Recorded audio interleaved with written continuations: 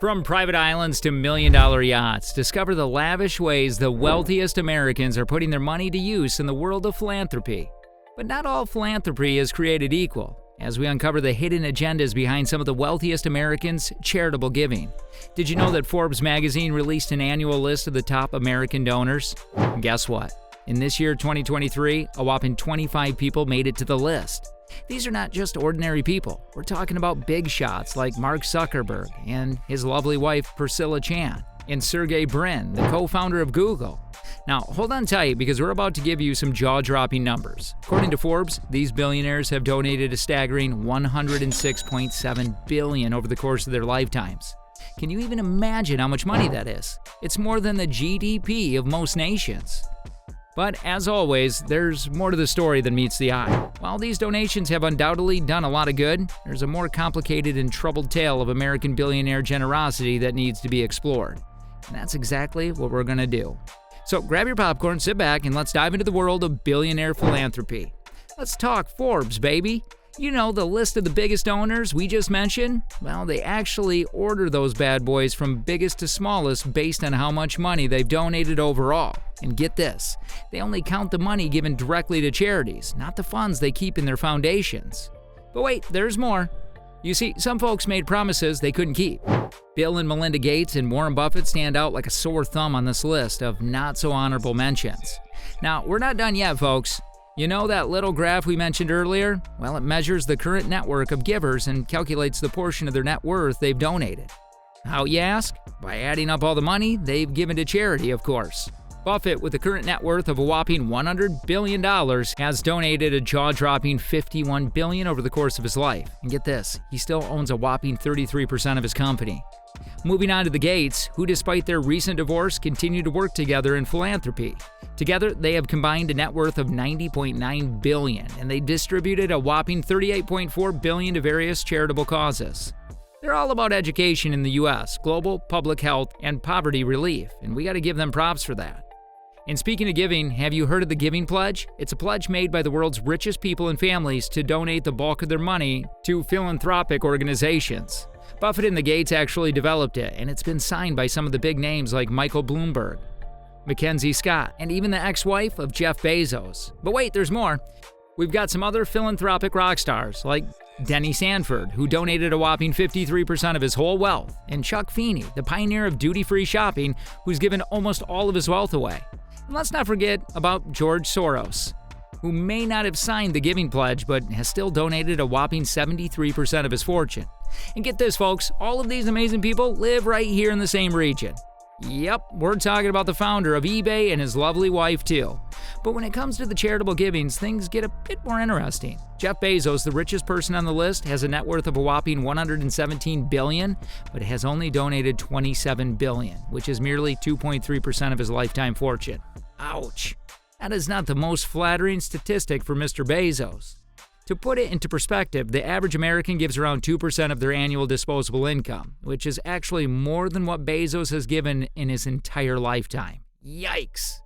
But hey, he's not a total Scrooge. He has donated to causes such as fighting against climate change and supporting education. And get this, he even gave Dolly Parton $100 million. However, many experts argue that Bezos' philanthropic track record is a bit foggy.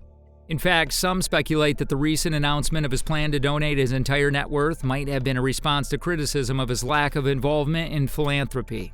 According to Vox's senior correspondent, who focuses on the billionaire, Wizzy Kim, it seems like Jeff's humanitarian track record is almost non-existent.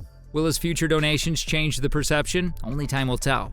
Let me tell you about this cool graph that shows which rich people are giving away their money and which ones are holding on to it tightly. It's like a popularity contest, but for philanthropy.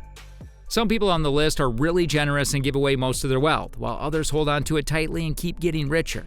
But the problem is, even if someone is super generous, the overall trend is still towards a small group of people holding on to most of their wealth.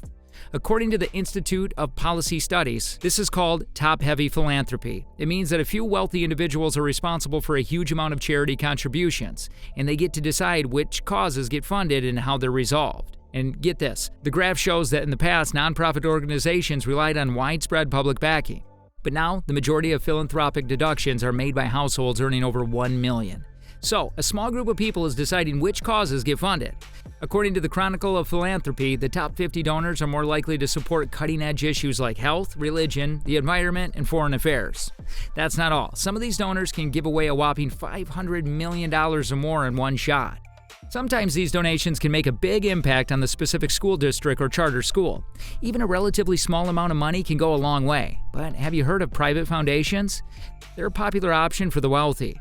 Basically, donors give money, property, or stocks to a foundation for charitable purposes and get a big tax break. However, the foundation is only required to donate 5% of the money to charity each year. So while the donors can save on taxes, the charity may also receive a small trickle of money over time.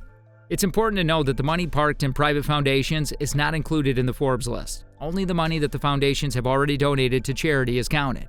We know that they often donate large sums of money to various causes. But did you know that there are other ways they give that don't show up in the Forbes list? One way is through donor-advised funds, which are like savings accounts for charity purposes. They let the donor remain anonymous and provide some serious tax advantages.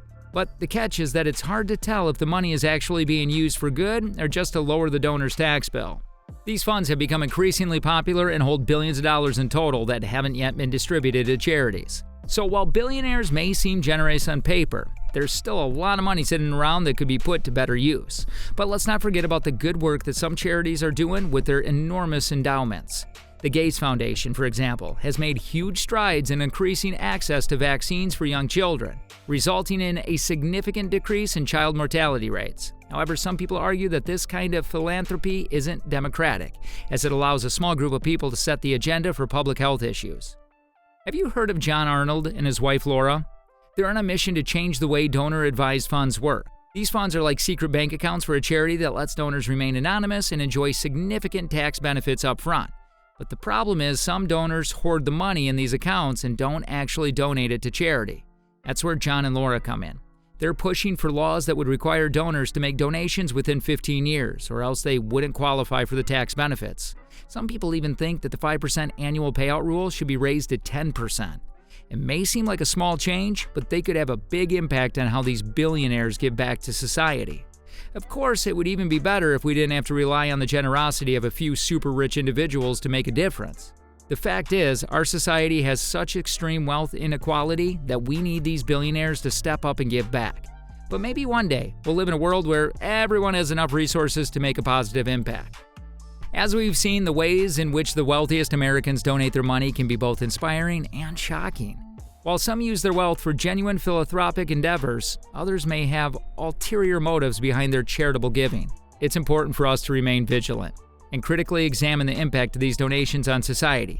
By doing so, we can work towards a future where philanthropy is truly used to benefit the greater good. With this, we have come to the end. Do let us know in the comment section below. Like this one, subscribe for more content and share it with your friends. Also, don't forget to smash that like button and also press the bell icon to get notified about our new videos.